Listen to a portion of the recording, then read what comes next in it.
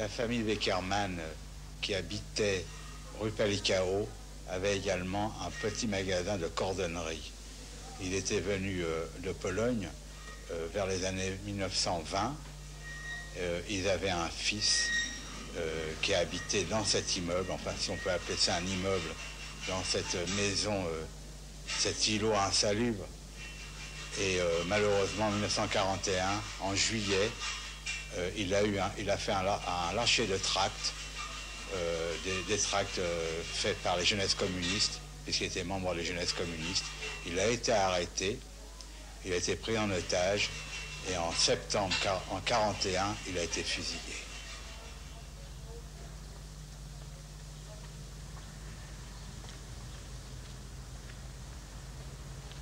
Mon père avait un client qui était inspecteur de police et 3 jours avant la grande rafle du Veldiv, il est venu à la maison et il nous a prévenu qu'il y aurait une très grande rafle.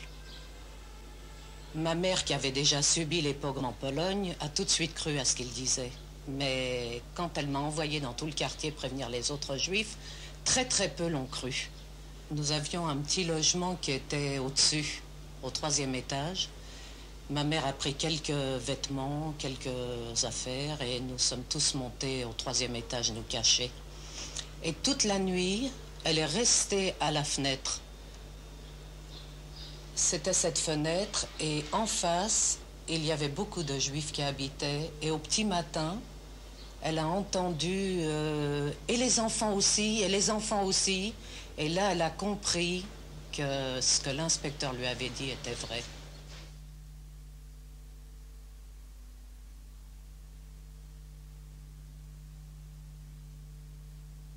Nous avons attendu toute la journée et quand les rafles se sont terminées, après avoir entendu passage Charles Dallery, tous les gens qui passaient, qui criaient, qui hurlaient, ma mère s'est penchée vers la fenêtre là et elle a vu la rue de la Roquette. Elle voyait des gens passer avec des baluchons et des enfants, des vieillards. Nous avons appris après dans le quartier qui avait été arrêté. Il y avait notre petit rabbin qui venait toujours à la maison nous apprendre la Torah. Il était parti juste avec son talet, avec sa femme et tous les autres, toutes mes camarades de la cité Le Sage-Bulourde. Il y avait beaucoup de familles juives. Tous ont été arrêtés. Le quartier était devenu vide.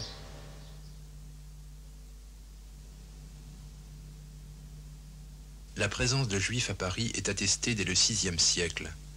Entre le Xe et le XIIe siècle, une importante minorité juive habite l'île de la Cité. Le climat d'intolérance des croisades, s'ajoutant à l'essor du négoce et de l'artisanat chrétien, va entraîner le déclin de la communauté juive parisienne.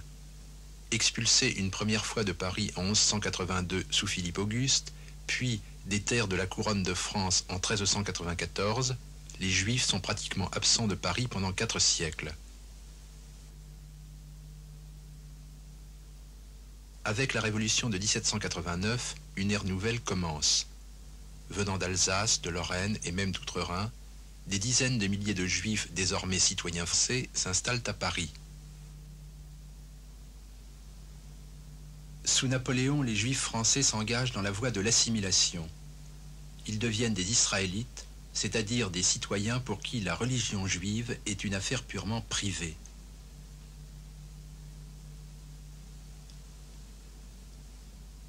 À partir de 1881, année de l'assassinat du tsar Alexandre II, les émigrants juifs fuient par vagues successives l'Europe de l'Est pour échapper à la misère, à l'humiliation et au massacre.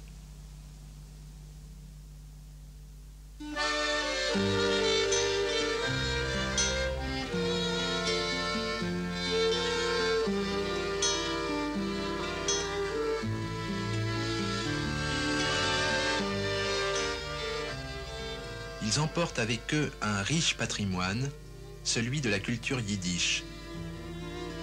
Cette culture s'enracine dans une tradition séculaire d'interprétation de la Bible et du Talmud, mais aussi dans l'essor à la fin du XIXe siècle de la littérature yiddish et de la réflexion politique.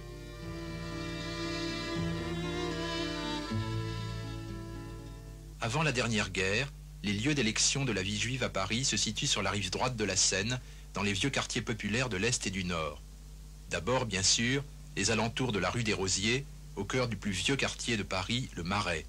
Ensuite, la République et la Bastille, haut lieu des manifestations de gauche.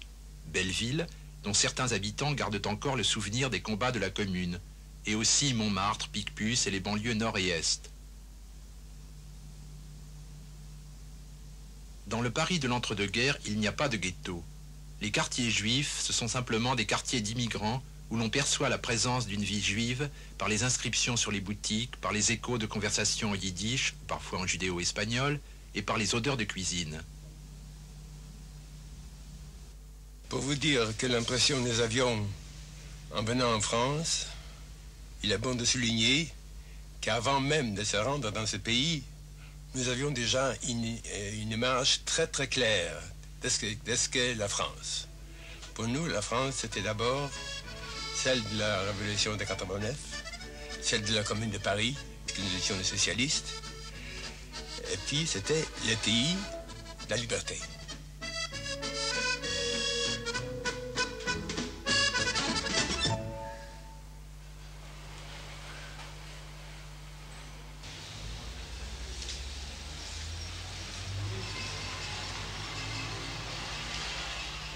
Mon père est arrivé au 12 rue Popincourt dans les années 26. Ici, il y avait beaucoup de monde qui arrivait de Pologne parce qu'on donnait tout de suite l'adresse de mes parents. Ils étaient très accueillants, ils dormaient, ils mangeaient chez nous. Et elle a même fait un mariage, ma mère, d'une amie qui est arrivée de Pologne.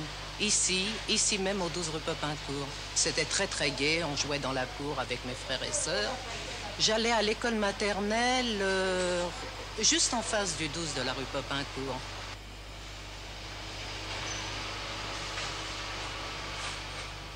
Il y avait une famille qui fabriquait des percolateurs, je me souviens dans mon enfance. D'ailleurs, l'inscription y est toujours. Il s'appelait Dachnitza Bernard. Le fils était un camarade de mon frère et toute la famille a été déportée et ils ne sont jamais revenus. Belleville avait bien changé depuis l'époque où Jean Ramponneau y tenait le cabaret du Tambour Royal, où la foule affluait vers le milieu du XVIIIe siècle.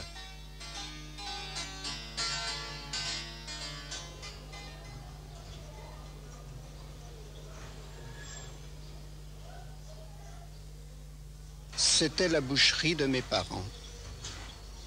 C'est là que je suis né, dans l'arrière-boutique.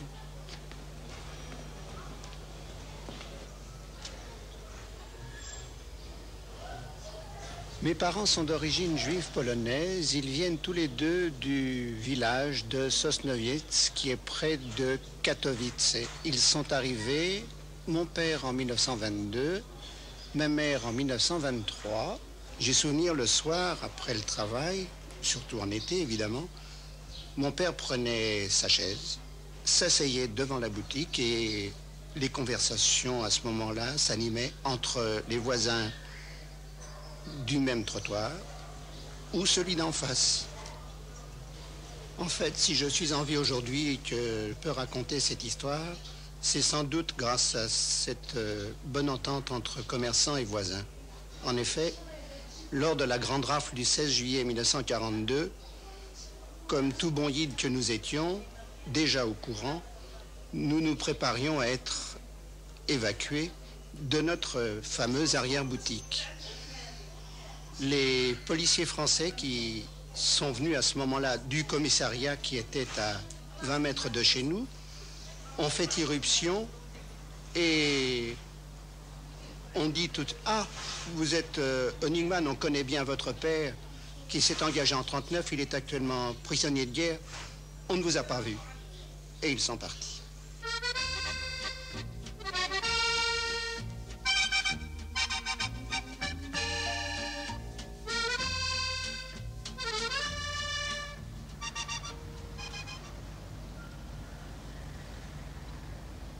Le dimanche, le 13 juillet 1925, nous sommes arrivés par la gare de l'Est. Évidemment, ayant quitté la Pologne dans des conditions pénibles d'antisémitisme et de fascisme, Nous sommes arrivés en France et quand on est allé vers les 135 rue Faubourg du Temple et ensuite vers les 129 où habitait ma sœur pour prendre les premiers repas là-bas, il y avait un bureau tabac devant les 129 de la rue Faubourg du Temple où les tables étaient déjà dehors avec des lampions et une grosse caisse qui jouait de la musique puisque c'était avant le 14 juillet. Et mon frère qui avait 10 ans, il a dit « Ah, c'est chouette la France. Au moins on chante et on danse. »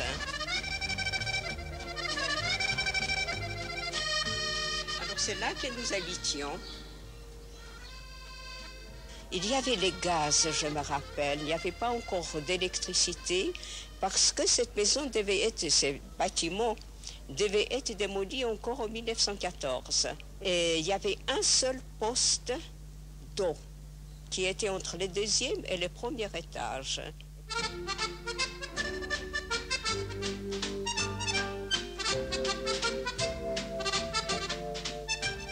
Les immigrants juifs d'Europe de l'Est étaient pour la plupart des ouvriers ou des artisans. Beaucoup travaillaient à domicile dans les métiers de la confection.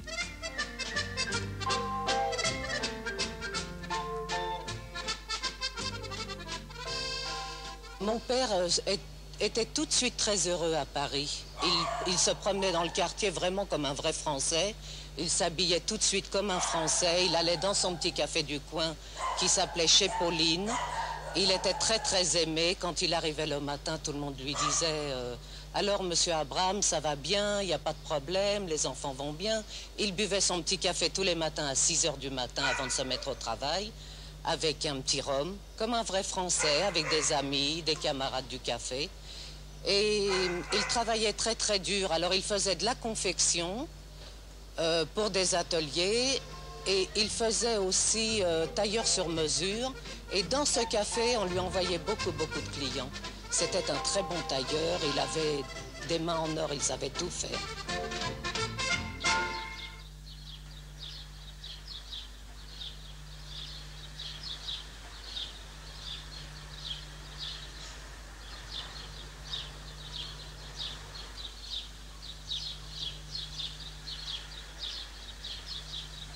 Le métier de mon père était gilotier. Alors toutes les femmes et puis les hommes qui travaillaient avec mon père, frères et beaux-frères et belles-sœurs, les femmes faisaient la finition et les hommes qui savaient coudre à la machine travaillaient à la machine et les autres qui avaient qui n'avaient pas de métier, ils faisaient le repassage. Alors ils étaient plus ou moins rentrés régulièrement en France. Ils avaient pas de faux papiers, ils avaient des papiers pour 1 mois, 2 mois, 3 mois de séjour en France et puis c'est tout. Alors tous les mois, tous les 2 mois, il y avait la police qui venait dans le local où mon père avait cet atelier et ma foi, les 3/4 des gens n'étaient pas en règle. Mon père travaillait excessivement dur, il faisait la réparation des chaussures puisqu'il n'en était plus question, comme c'était en Pologne, de fabriquer. Nous n'étions pas assez riches enfin, donc il faisait des réparations, ce qui était très dur. Ne parlant pas un mot de français, il se débrouillait très bien, était respecté par tout le monde et il gagnait normalement sa vie et celle de sa famille. Je crois que mon père, il s'était laissé tuer au travail.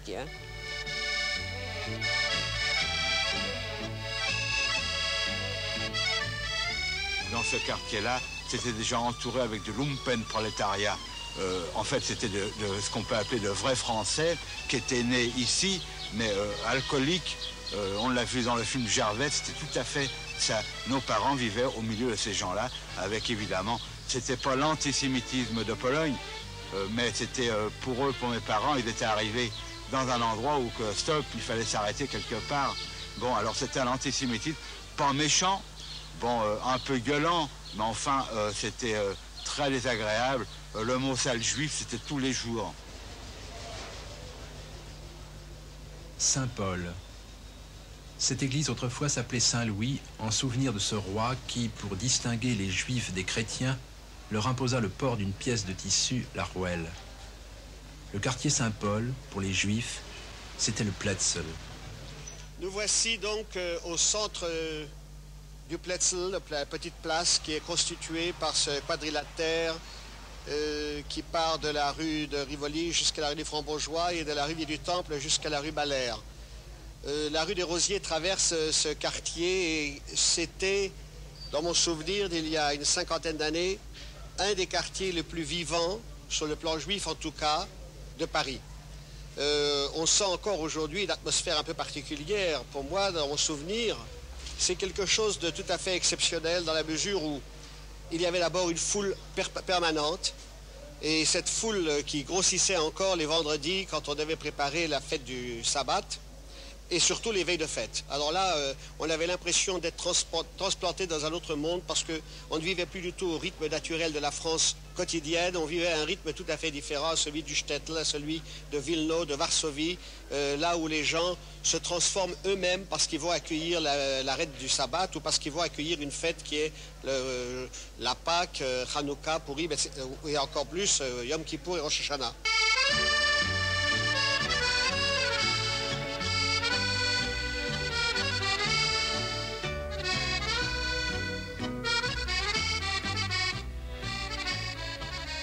Je me trouve ici devant l'échoppe de mon père. Cette échoppe a succédé à celle de rue Vincent et il a voulu s'approcher de la synagogue qui était rue Gilles-Lacroix, puisqu'étant foncièrement croyant, il allait à la synagogue les matins et les soirs pour la prière du soir. Pas très loin d'ici, il y avait la boucherie cachère à ma sœur. Et là, je me trouvais à côté de mon père, chez nous, à 129 rue Faubourg du Temple, quand ses amis de la synagogue lui ont dit, vous que vos enfants respectent, pourquoi vous ne faites pas fermer la boucherie cachère le samedi? Et mon père a répondu, pour que mes enfants ne me disent pas, papa, ne te mêle pas des choses qui ne te regardent pas, je ne dis jamais rien à mes enfants. Ils me respectent, je les respecte. Et je tiens à souligner ça, parce que ça prouve une très grande intelligence de mon père, et il a beaucoup souffert de ça. C'était un homme qui était complètement déplacé dans son temps et il n'a pas vécu longtemps. Ce qui était assez impressionnant et significatif, c'était que les magasins qui existaient ici fournissaient une nourriture cachère, bien entendu, mais très souvent conforme à la cuisine que l'on mangeait en Lituanie, en Pologne ou en Russie. On n'était pas encore habitué, disons, à cette cuisine raffinée dite française. Par ailleurs, il y avait des marchands de disques et on entendait beaucoup de chansons qui évoquaient le pays abandonné.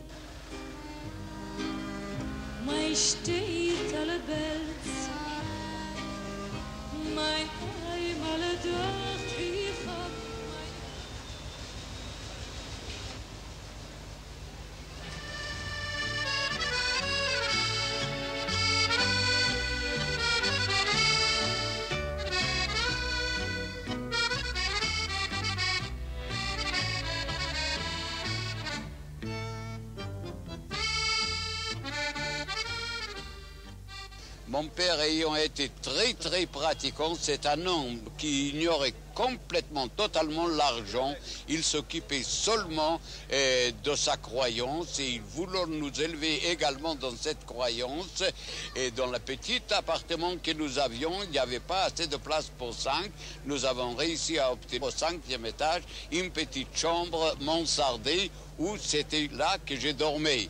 Mais moi, j'étais jeune et je voulais aller au cinéma. Or, j'ai choisi la soirée de vendredi qui est sacré, qu'on n'a pas le droit d'aller au cinéma, à l'insu de mon père. Or, mon père a Yvon. Et un vendredi soir, il m'attendait à la sortie du cinéma. Et là, il a commencé à me faire de morale. Il m'a dit, tu veux attendre à mes jours. Tu ne veux pas que moi j'aille au paradis après ma mort. C'est grâce à ça, toi, je perdrai le paradis. Tu n'es pas croyant, tu ne crois pas en Dieu. J'étais tellement pris, j'étais tellement par les paroles de moralité de mon père que je lui suppliais, je t'en prie, papa, tape-moi, donne-moi des claques, mais ne me cause plus de la morale.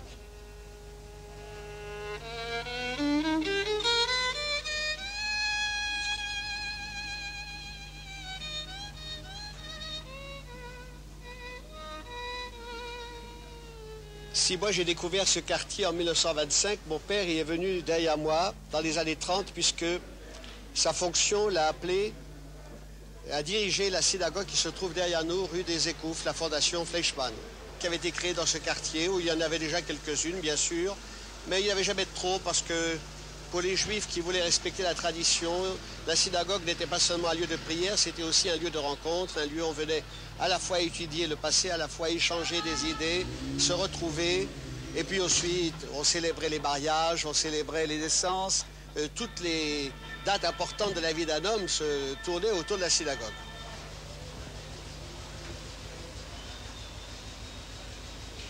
Ici se trouve la synagogue de la rue Juin-Lacroix et de la rue Palicao.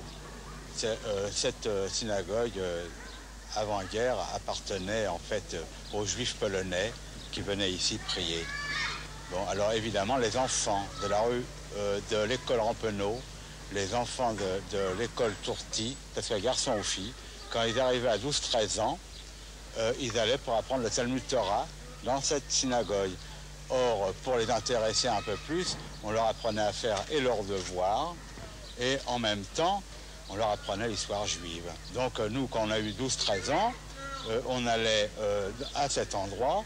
À 4h30, en sortant de l'école Rampeneau, on avait droit à un petit goûter, c'est du pain frais, du chocolat un peu sucré, puis on se retrouvait entre copains et puis petites copines. Bon, alors on nous apprenait le... Alors évidemment, on était un peu voyous sur les bords. Dans la salle de la prière, on jouait au billes. Quand le rabbin nous trouvait, il nous prenait par l'oreille et puis nous sortait. Les plus grands, comme ils ne voulaient pas embrasser, comme c'est d'une façon très facile les filles, ils montaient en haut, ils jouaient à la danse au tapis. Ça fait que c'était plus facile. En fait, voilà nos relations et nos contacts qu'on avait entre garçons et filles. C'est sûr que les 3/4 de ces garçons et ces 3/4 de ces filles ont été déportés et ne sont plus revenus.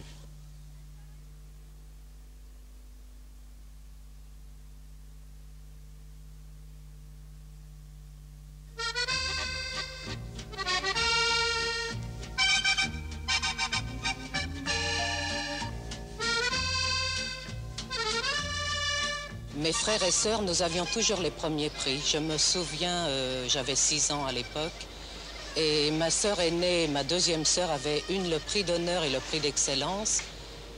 Et au moment des prix, quand on leur a donné les prix, il y avait une fête à l'école avec une estrade. C'est toujours resté dans ma tête, cette image. Mes parents avaient été invités à monter sur l'estrade avec le maire du 11e arrondissement. Et ils avaient été félicités pour leurs enfants. Ils n'avaient pas très bien compris à l'époque parce que mes parents voulaient surtout nous faire apprendre aussi le Talmud, la Torah. Il y avait toujours des rabbins qui venaient à la maison pour apprendre à tous les enfants la Torah. On allait aussi au Talmud Torah le jeudi matin et le dimanche matin à la synagogue pour apprendre l'hébreu. J'ai été à l'école Rampeneau de 1931 à 1939. Nous avons eu de bons camarades, nous avons eu de bons instituteurs. Comme je m'appelais Raximov, c'était très difficile à prononcer pour les gens qui ne voulaient pas apprendre non plus. Et effectivement, les 2-3 premiers mois de l'année scolaire, j'avais de gros problèmes. J'étais un peu timide et les instituteurs qui voulaient comprendre, c'était très agréable. Mais ceux qui ne voulaient pas comprendre, ils avaient dans la classe des Drumlevich, des Smulevich, des Davidovich, des Abramovich, des Rapoport, des Raximov. Ils en avaient plein le dos, franchement. Et nous, on ne comprenait pas ce qui nous arrivait. On était nés en France. Pour ceux qui étaient nés en France, bien sûr, mais enfin, on n'avait pas l'accent de nos parents. Bon, mais nous, par exemple, quand il tombait le Yom Kippour, le grand pardon, enfin, la fête juive, bon, on n'allait pas à l'école. On ne comprenait pas pourquoi qu'on n'allait pas à l'école. Le lendemain matin, on n'avait pas de mots d'excuses, on n'avait rien. Parce que nos parents, ils ne comprenaient pas qu'il fallait faire des mots d'excuses. Alors on nous mettait dans un coin, on dit vous autres, mettez-vous là.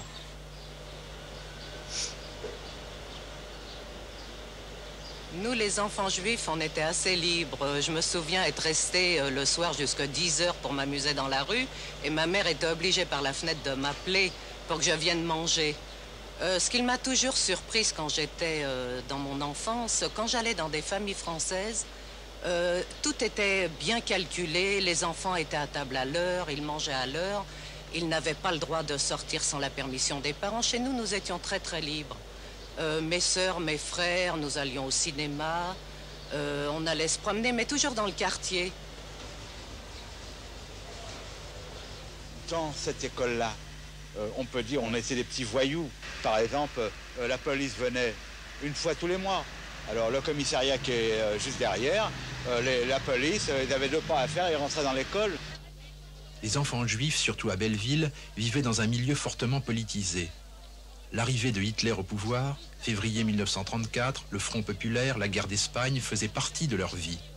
Citoyens, vous venez d'inscrire une date dans l'histoire légendaire de Paris, le 12 février, jour de la grève générale ordonnée par la CGT. Le 12 février, jour de la manifestation du cours de Vincennes, prescrite par le Parti socialiste. Une fois, il y a eu la police qui est rentrée, on était en pleine récréation vers les 10 ans. Alors, il y a un copain qui a sorti un foulard rouge, on s'y est tous mis derrière, et puis la police avait beau siffler, le directeur de l'école sifflait, les instituteurs sifflaient, on ne s'arrêtait pas, on était à 200-300 élèves dans la cour qui fait, mettons, 40-50 mètres de long, à courir autour de la cour, en chantant l'international, parce que c'était notre milieu qui était comme ça. Les enfants juifs étrangers qu'avaient accueillis les écoles de la République ne se sont pas présentés à la rentrée scolaire d'octobre 1942.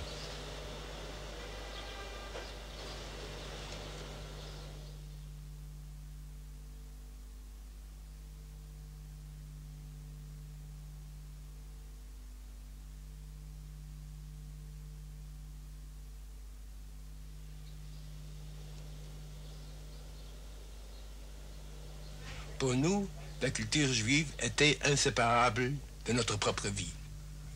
Et à Paris sont parus des dizaines, peut-être des centaines de livres écrits en yiddish, et qui traitent la vie des Juifs à Paris, de leurs conditions d'arrivée, de leurs conditions de vie, leur rapport avec les Français autochtones, n'est-ce pas, des vrais Gaulois, n'est-ce pas. Alors, ce problème s'est posé. Eh bien, nous disions, comme chantait, je me rappelle bien, Joséphine Baker, nous avons 2 amours. 2 amours. Nous aimons le yiddish et nous aimons le français. Et pour le prouver, moi-même, j'étais, à partir de 1930, j'étais le secrétaire de l'association culturelle MEDEM, que nous avions rue de Frambourgeois. On se mettait pour tâche de faire connaître à nos camarades, et pas à nos camarades de notre organisation, mais à tous les Juifs qui voulaient seulement, à faire connaître Paris. Et chaque dimanche, il y avait une excursion dans un lieu intéressant quelconque, que ce soit un musée, que ce soit un lieu, que ce soit des cimetières, ou quel que soit l'endroit, ou que ce soit une école professionnelle, nous organisions des excursions comme ça de chaque dimanche. Les enfants n'étaient pas en reste sur les adultes. Jouissant d'une assez grande liberté, ils allaient souvent seuls à la recherche de ce que pouvait leur offrir Paris, et notamment du cinéma, dont les séances plus longues qu'aujourd'hui étaient de véritables fêtes. Je suis ici sur le boulevard de Belleville, et en face de moi, il y a le Ciné Bellevue. Dans son temps, il s'appelait le Gavroche. C'était un cinéma muet où il passait les films style Charlie Chaplin, Laurel et Hardy, Tarzan et compagnie. Et puis, les années passant, à partir de 1936, en 1936, on a commencé à voir les films juifs en yiddish et les films soviétiques. Nos parents et nos familles étaient très friands de ces films soviétiques parce que ça leur rappelait un peu leur existence qu'ils avaient dans leur pays, en Pologne.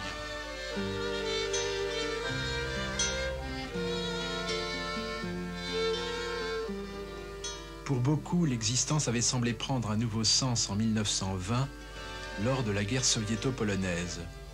Les bolcheviks furent accueillis en libérateurs par les Juifs. Dans notre petit patelin, les Polonais arracher les barbes des Juifs, non seulement avec des ciseaux, mais à pleine poignée, et où ça leur a laissé des blessures sur la figure.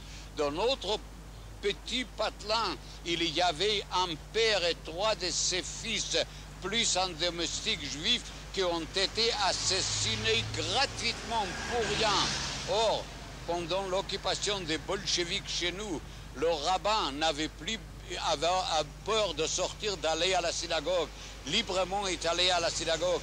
Ils ont vraiment appliqué à cette époque-là, ça a naturellement changé depuis, mais à cette époque-là, ils ont vraiment appliqué le droit de l'homme.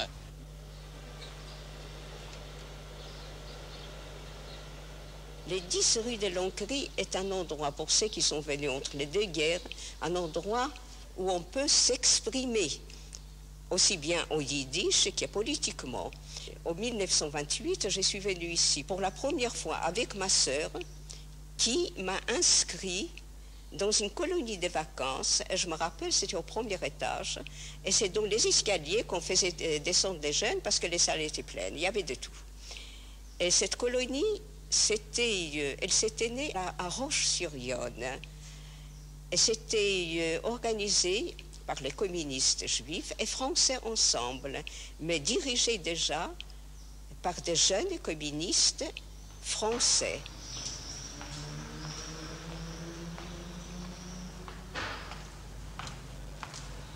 Que des souvenirs, que des souvenirs. Au 10 de la rue Lonquerie, c'est fut la mère de la culture juive, dont différentes autres branches. Parmi nous, il y avait certains qui étaient plus penchés vers la culture. Donc, c'était formé le HIC, qu'on appelait le HIC. C'était une branche spéciale qui se sont formés ici, mais c'était pour développer l'idéologie naturellement de gauche, mais dans la culture. Il s'est formé aussi sur les escaliers ici, sur les marches du 12e étage, le groupe sportif qui a été surnommé le JASK, c'est des initiales qui voulaient dire Jiddischer Arbeiter Sportclub. Ce n'était pas seulement un tout petit groupe, c'était un groupe qui est devenu environ entre 600 et 650 membres avec des très grands sportifs de valeur. Non seulement nous faisions du sport, mais nous participions surtout dans la résistance contre l'Allemagne. Mais auparavant, il y avait aussi des membres des JASK, des grands sportifs, qui se sont engagés dans la guerre en Espagne, dans l'armée républicaine, et ils ne sont pas revenus là-bas de la guerre d'Espagne. Ce furent des très très grands héros. Contre le nazisme, la plus grande majorité des JASK se sont engagés dans la résistance. Et le groupe Manouchian fut accompagné par un de nos membres, Raymond. Raymond fut un jeune du JASK et il est inutile de raconter ce que Raymond présentait dans la résistance avec les affiches où leur tête était mise à prix. Le souvenir nous reste encore devant nos yeux.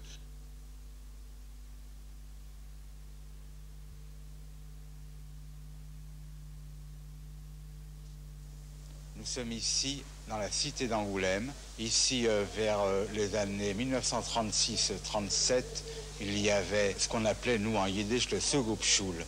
En fait, c'était les pionniers rouges. Nous avions entre 6 ans et 12, 13, 14 ans, au maximum. Les plus grands, ils étaient au JASK. C'était Jiddischer Arbeiter Club sportif, en fait, ça voulait dire le JASK. Et nos moniteurs à nous, en 36-37, ils étaient tous volontaires pour les brigades internationales.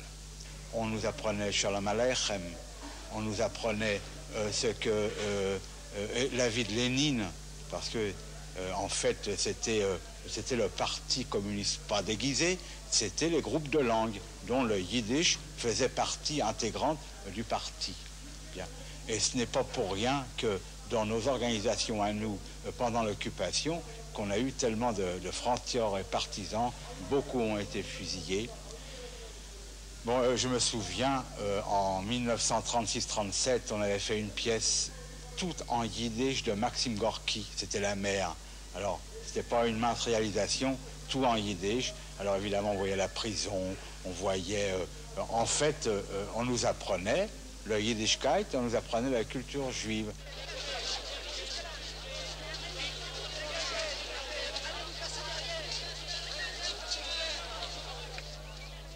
Les immigrants juifs se sentaient pour la plupart concernés par la vie politique française.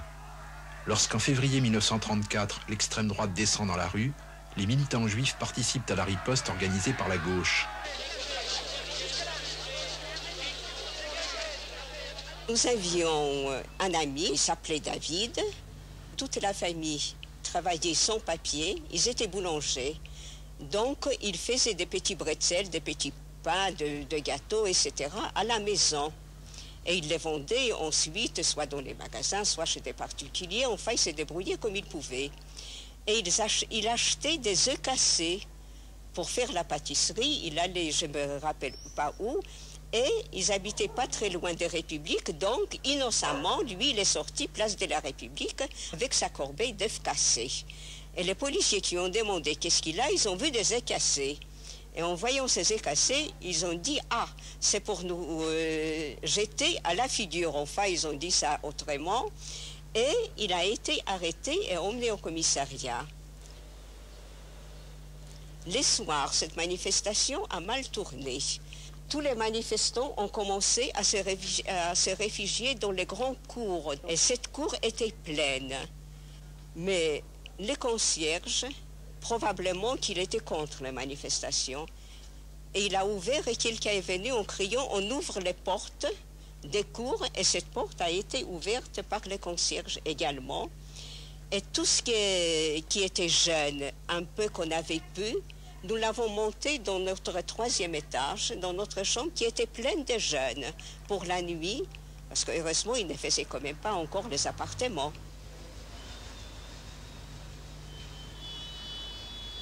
En 1937-1938, sur le terre-plein du boulevard de Belleville et boulevard de la Villette, en face de la Vielleuse, il y avait des gens qui se rassemblaient, de jeunes voyous, de jeunes fascistes, de jeunes antisémites.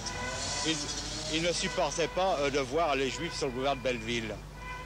Et évidemment, nos parents, ce n'étaient pas des gens à pouvoir se battre. D'abord, ils ne savaient pas se battre. Nous, on était trop jeunes et nos parents, ils ne savaient pas. Donc, il existait dans la rue du Vieil, du Temple, vous voyez, à côté de la rue des Rosiers, dans le coin, dans le quartier Saint-Paul, il existait une sorte d'organisation. C'était tout simplement la LICA. C'était une ligue qui défendait simplement les Juifs qui ne pouvaient pas se défendre. Et cette organisation, on l'appelait, nous à Belleville, on l'appelait la bande à Galidi. Ça devait être, il y avait des jeunes Juifs d'origine polonaise, mais principalement, il y avait de jeunes Juifs d'Algérie. C'était des orientaux, et eux, ils allaient spécialement dans les écoles pour se battre. Ils allaient dans les gymnases pour se battre. Et alors, à ce moment-là, sur le boulevard, on voyait des batailles, pas des batailles rangées, des fois à coups de gourdins, des fois, en fait, c'était des mini-pogroms. La police arrivait, tout le monde s'éparpillait, et c'était fini pour la journée. Un des éléments les plus significatifs, c'est qu'en ce lieu, très souvent, notamment le dimanche, venaient les marchands de journaux. Alors on vendait des journaux qui étaient de différentes tendances. Il y avait le Pariser Heint qui était de tendance, disons, sioniste, et la Neue Presse qui était de tendance communiste.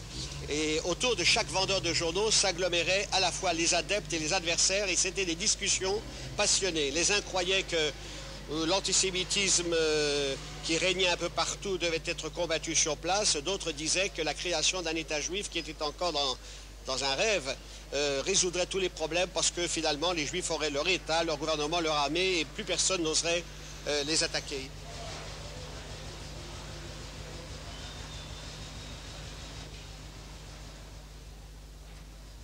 À gauche, le portrait est d'Arkady Kremer, fondateur, premier président du Bund en 1897. Dans l'histoire de la culture yiddish, un rôle décisif a été joué par le Bund, l'Union générale des ouvriers juifs de Lituanie, Pologne et Russie, fondée en 1897. Ce parti, qui prônait l'autonomie culturelle juive dans le cadre du mouvement socialiste, a contribué au succès de la révolution russe pour être finalement écrasé par les bolcheviks. L'un des fondateurs du Bund, Vladimir Medem, a donné son nom à la bibliothèque yiddish que dirige aujourd'hui M. Weisbrot. L'autre portrait, tout le monde le connaît, c'est Jaurès, qui a sa place chez nous. Victor Hugo était très admiré, mais rien que la prose. Et après, aussi, il y avait aussi traduit en masse, on peut dire, tout ma passant a été traduit en yiddish, toutes ces nouvelles. Il a écrit aussi certains romans qui sont également traduits en yiddish. Donc si les lecteurs juifs trouvaient du plaisir à lire des livres pleins d'esprit chez Anatole France, il était enchanté plus que par tout autre, par Roman Roland, à cause de son Jean-Christophe.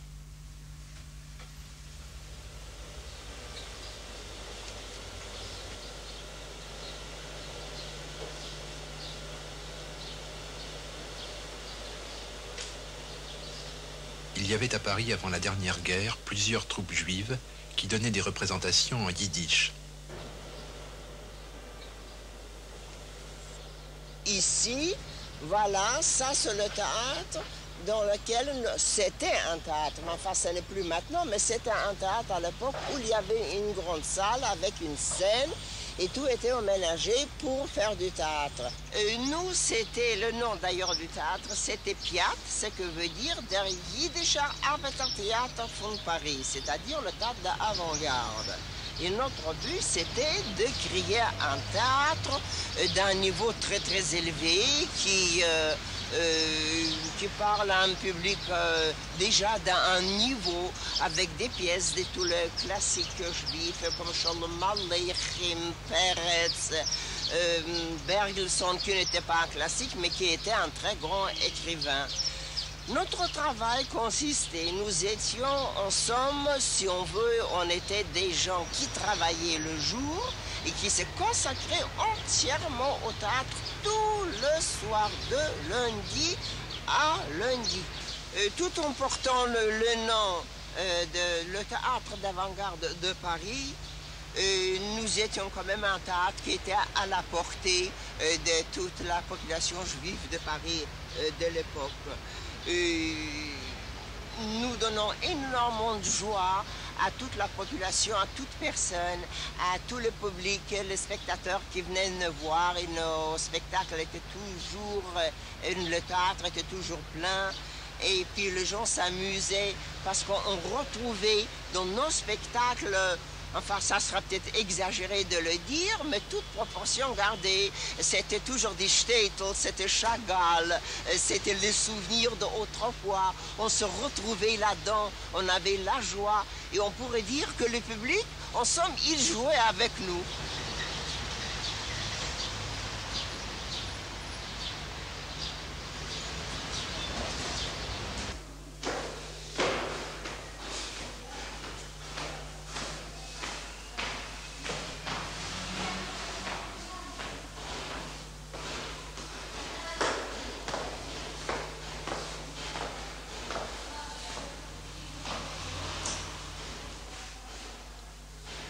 La plus grande partie de l'histoire du Bund et du mouvement culturel sous protection du Bund s'est passée dans cet immeuble-là.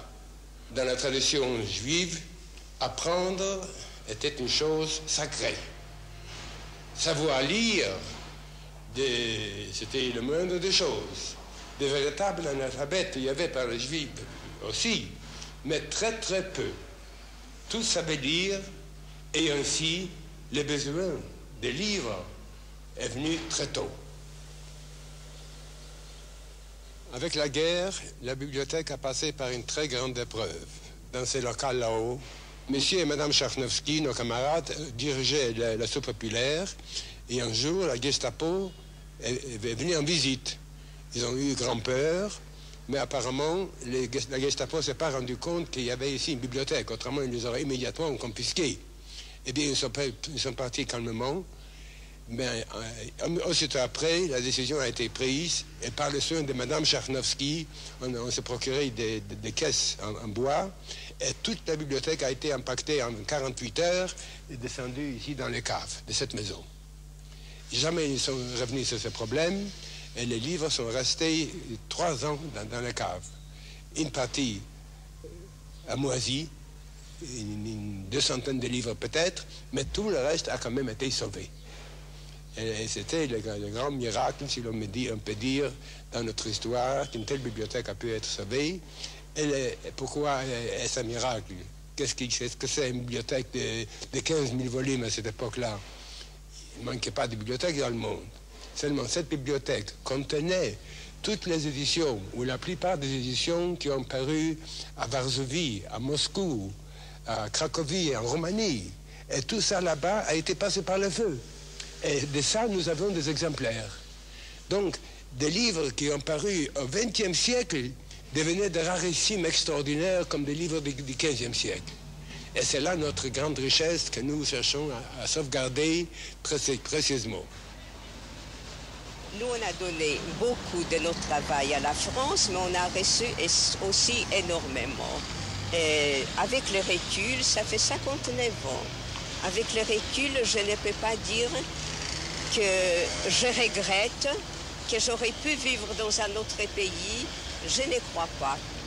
Je suis très attachée à la France tout en restant entièrement attachée à ma langue maternelle, à ma vie maternelle juive. Mais nous sommes énormément attachés à la France. C'est tout ce que je peux dire maintenant avec le recul de 59 ans.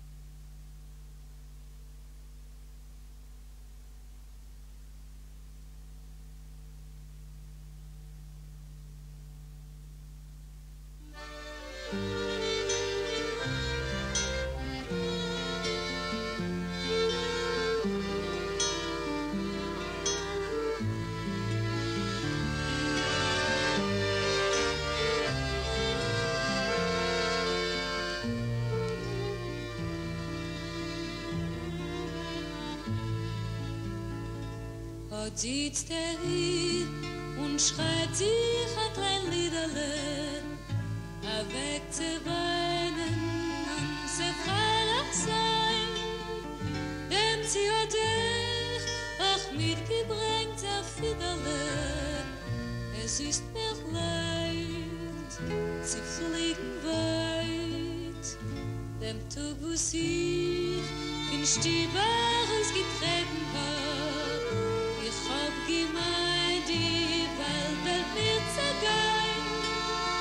Oh, und mein Essen und den Stieb gelassen war. Es lebt es aus und wacht mir da.